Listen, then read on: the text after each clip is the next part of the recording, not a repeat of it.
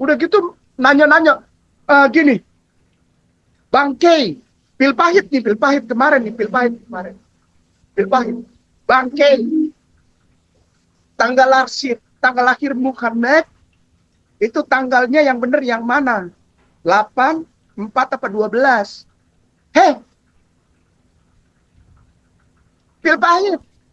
Tuhanmu nggak ketahuan lahirnya kapan. Tuhanmu, Tuhan. Pakai nanya nabiku yang mulia lagi. Tuhanku tuh nggak tahu lahirnya kapan. Dan di mana sampai detik ini nggak ada yang tahu. Pil pahit. Udah mah nggak jelas identitas. Sok-sok nanya Nabi yang mulia. Junjungan umat Islam. Sayyidina wa maulana Nabiullah wa Habibullah. Rasulullah Sallallahu Alaihi Wasallam. Allahumma sholli wa sallim wa barik alaihi. Ke laut loh. Pil pahit udahlah. Kalau kamu OON jangan terlalu banyak gaya. Sebelumnya Bang Kay mempermasalahkan Natal yang katanya tidak sesuai Alkitab. Menurut dia yang benar tanggal kelahiran Yesus adalah tanggal 21 April. Oleh karena itu pada tanggal 21 April kemarin Bang Kay mengucapkan Selamat Natal kepada orang Kristen.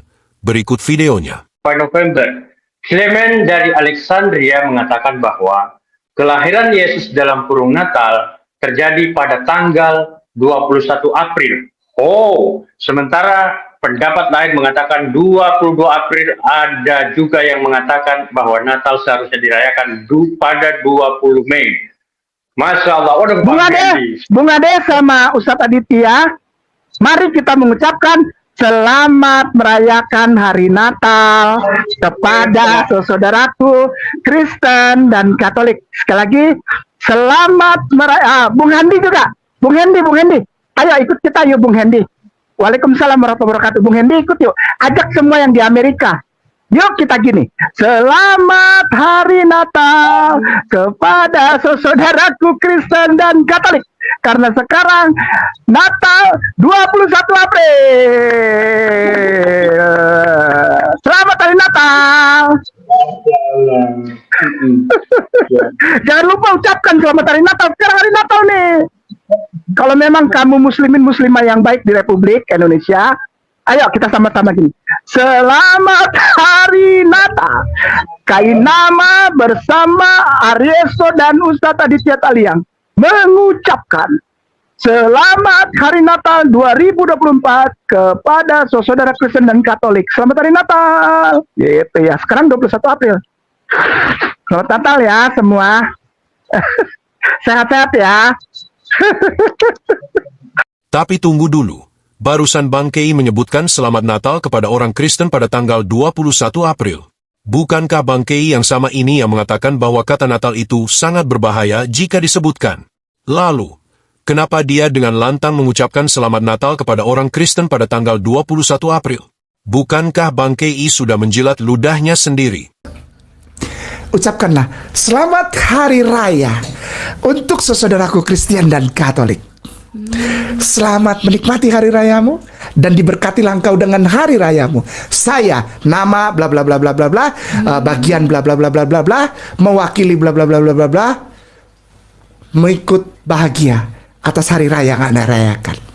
Selamat malam. Manis? Iya.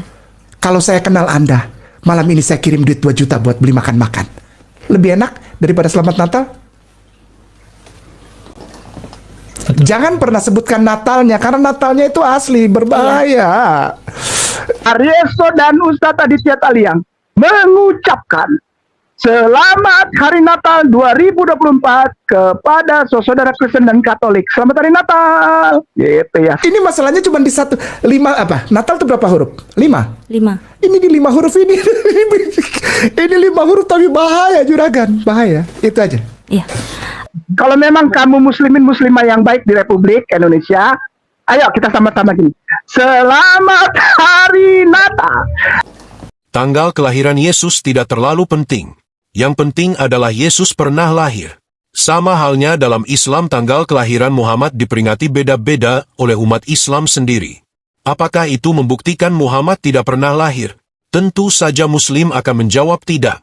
Oke, jadi Di sini saya akan bacakan, minta maaf kalau agak terputus ya karena buku ini agak panjang. Jadi saya akan bacakan yang mana yang tidak bisa dibaca dan yang mana yang akan bisa dibaca di sini. Pendapat pertama menyebutkan bahwa beliau dilahirkan di bulan Rabiul Awal, sedangkan pendapat yang kedua menyebutkan beliau dilahirkan pada bulan Ramadan. Silakan merujuk pendapat-pendapat tersebut dalam kitab Sirah Nabawiyah. Yang pertama, halaman 199 sampai dengan 200, karya Al-Hafiz Ibnu Qatsir. Nah, catatan kaki 184 katanya Sirah Nabawiyah karya Ibnu Qatsir di dalam Al-Mawahibul Laduniyah disebutkan lebih banyak lagi sehingga dalam penetapan bulannya ada 7 pendapat. 1 bulan Rabiul Awal, ada bulan Safar, ada bulan Rabiul Akhir. Ini catatan kaki yang bagian bagian 184 ya. Ada yang mengatakan Rajab dan ada bulan Ramadan, Zulhijjah, Muharram. Ini pendapat yang paling aneh. Jadi kita baca di sini bahwa di bagian yang pertama, pada tanggal 2 Rabiul Awal, sebagaimana disebutkan oleh Imam Ibnu Abdul Bar di dalam kitabnya Al-Istiba' fi Marifatil Ashbab dan telah diriwayatkan oleh Al-Waqidi dari Abu Masyawar bin Najir Al-Madani, halaman kutipan 185 dari Tabaqut Al-Kubra. Bagian kedua, ada yang mengatakan pada tanggal 8 Rabiul Awal. Sebagian ulama ahli tahqiq menyebutkan bahwa telah diriwayatkan bahwa beliau dilahirkan pada tanggal 8 Rabiul Awal. Tadi 2, sekarang tanggal 8. Jadi ada pertentangan di mana tanggal kelahiran Nabi Muhammad pun juga pernah terjadi dalam Islam. Dan itulah disyahihkan dan dipegang oleh sejumlah ahli sejarah Islam.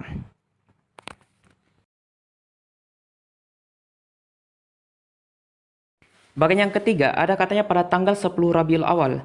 Inilah yang telah dinukilkan oleh Imam Abdul Qadab Ibnu Dihyah dan telah diriwayatkan oleh Imam Ibnu Al-Syakir dari Abu Ja'far Al-Bakir. Tadi 2, 8, sekarang 10. Yang mana yang benar? Yang nomor 4 juga dikatakan di sini bagian keempat, ada yang mengatakan bahwa Nabi dilahirkan pada tanggal 12 Rabiul Awal. Pendapat ini ditetapkan oleh Imam Ibnu Ishaq sebagaimana disebutkan Imam Ibnu Hisham di dalam kitab sirahnya, kutipan 188. Nah, menariknya kalau kita baca secara cermat dari kutipan ini, saya akan tunjukkan di sini. Kutipan 186 yang mengatakan Nabi Muhammad lahir tanggal 8 Rabiul Awal. Riwayat ini telah disahihkan sanadnya oleh Imam Al-Albani, di mana beliau telah mengatakan di dalam kitabnya Sahih Sirah Nabawiyah halaman 13. Telah diriwayatkan oleh Imam Malik dan lainnya dengan sanad yang sahih dari Muhammad bin Jubair Al-Mutim. Dan ia adalah seorang tabi'in yang mulia. Bayangkan, ini dari tabi'in loh. Ini dari tabi'in sendiri. Dan riwayatnya dipegang oleh kalangan semua ulama, semua para sahabat, semua para tabi'in. Anehnya, kutipan 188 yang mengatakan Nabi Muhammad lahir tanggal 12 Rabiul Awal akan saya tunjukkan di sini. Yang tadi kalau bisa ini di screenshot ya kawan-kawan supaya menjadi edukasi kita bersama.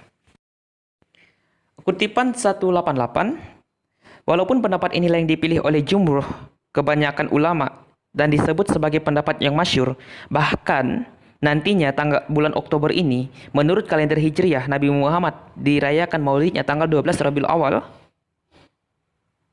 Akan tetapi hal itu hanya disebutkan oleh Ibnu Hisham, murid dari Ibnu Ishaq. Ingat, Ibnu Hisham, murid dari Ibnu Ishaq. Dalam kitab sirahnya, halaman 158. Sayangnya di sini dengan tanpa sanad. Jadi kalau memang Nabi Muhammad lahir tanggal 12 Rabiul Awal, dan itu tidak memiliki sanad yang kuat, mungkin kita akan bertanya, kenapa tanggal 12 Rabiul Awal diyakini itu adalah kelahiran Nabi Muhammad, sedangkan tanggal 8 Rabiul Awal itu lebih kuat jumruhnya.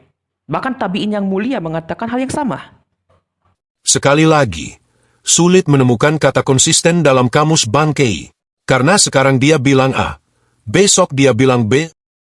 Lagi pula Bangkei ucapkan Natal atau tidak mempengaruhi apa-apa. Oke teman-teman, demikian tanggapan kita terhadap pernyataan Bangkei. Terima kasih untuk dukungan teman-teman. Tuhan Yesus memberkati. Buktinya bahwa Al-Quran benar, Nabi Isa tidak disalib. Apa? Tidak ada bukti. Sekali lagi, bukti. Sekali lagi, bukti. Sekali lagi, sekali lagi, nama saya Bangkai saya. Mau berdebat dengan para pendeta saya. Tidak pakai laptop atau pakai HP, biar kata hitam tapi saya pintar. Bukti saya valid, bukti saya valid. Saya akan membuktikannya cuma 10 detik. Bukti Islam benar, Yesus tidak disalib. Ternyata tidak ada bukti. Sekali lagi nama saya bangkai saya. Sengaja tidak jawab pertanyaan saat debat, karena itu strategi saya untuk muslim yang protes. Kalian saja yang debat ya. Bukti saya valid, bukti saya valid. Saya akan membuktikannya cuma 10 detik. Bukti Islam benar, Yesus tidak disalib. Ternyata tidak ada bukti. Sekali lagi nama saya bangkai saya. Tidak pusing dengan muslim yang marah-marah. Paparanmu mana? Yok muslim, jadi pintar yuk, kita pakai otak yuk. Sekali lagi nama saya bangkai saya. Tidak pusing dengan muslim yang marah-marah. Paparanmu mana? Yok muslim, jadi pintar yuk, kita pakai otak yuk. Bukti saya valid, bukti saya valid. Saya akan membuktikannya cuma 10 detik. Bukti Islam benar, Yesus tidak disalib. Ternyata tidak ada bukti. Sekali lagi nama saya bangkai saya. Tidak pusing dengan muslim yang marah-marah. Paparanmu mana? Yok muslim, jadi pintar yuk, kita pakai otak yuk. Bukti saya valid, bukti saya valid. Saya akan membuktikannya cuma 10 detik. Bukti Islam benar, Yesus tidak disalib. Ternyata tidak ada bukti. Sekali lagi bukti, sekali lagi bukti, sekali lagi bukti, sekali lagi bukti.